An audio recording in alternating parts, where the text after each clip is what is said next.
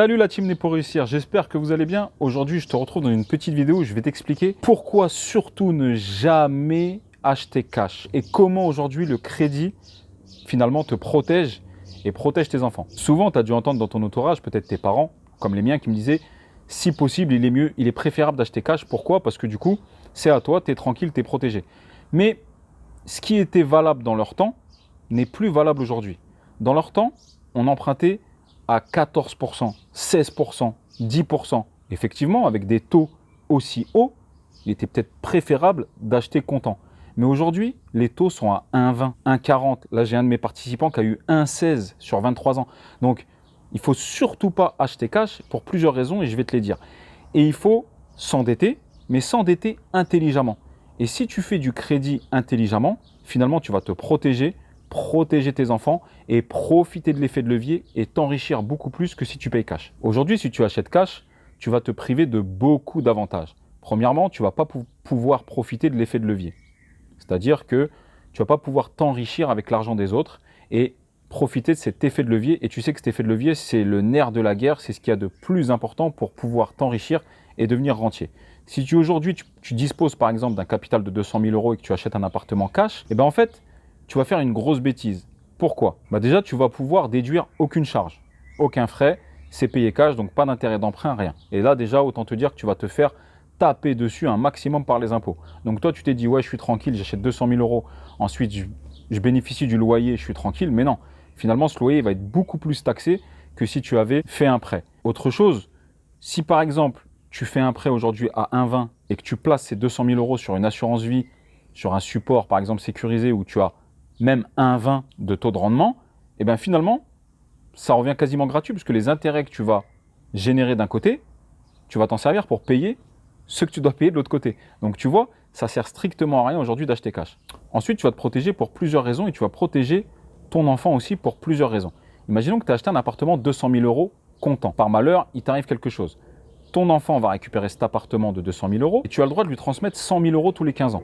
Donc du coup, sur ces 200 000 €, il va y avoir 100 000 € qui vont s'ajouter à sa succession. Et sur ces 100 000 €, il va devoir payer à peu près 20 000 €.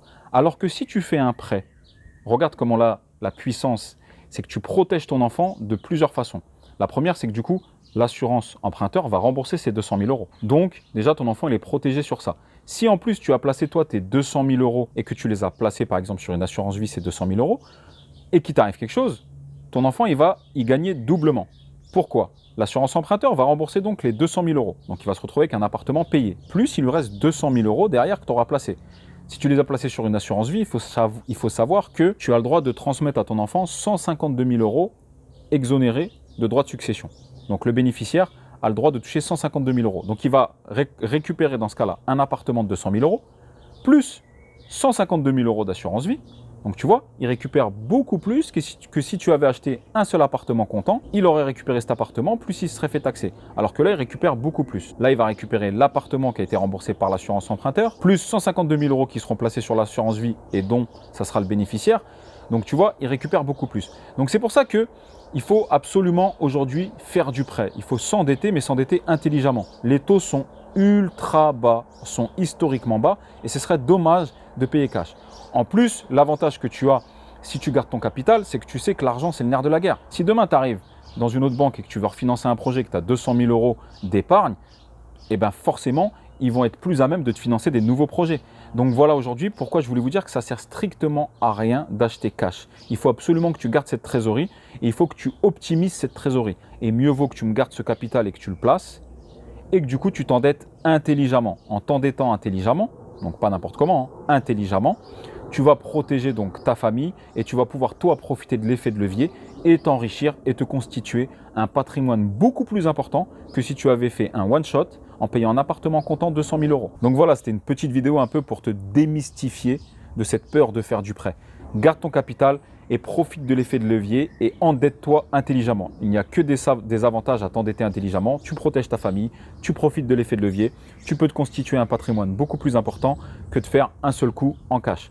Voilà, j'espère que cette petite vidéo t'a plu. C'était une petite vidéo détente. Je te souhaite une excellente journée et je te dis à très bientôt. Ciao!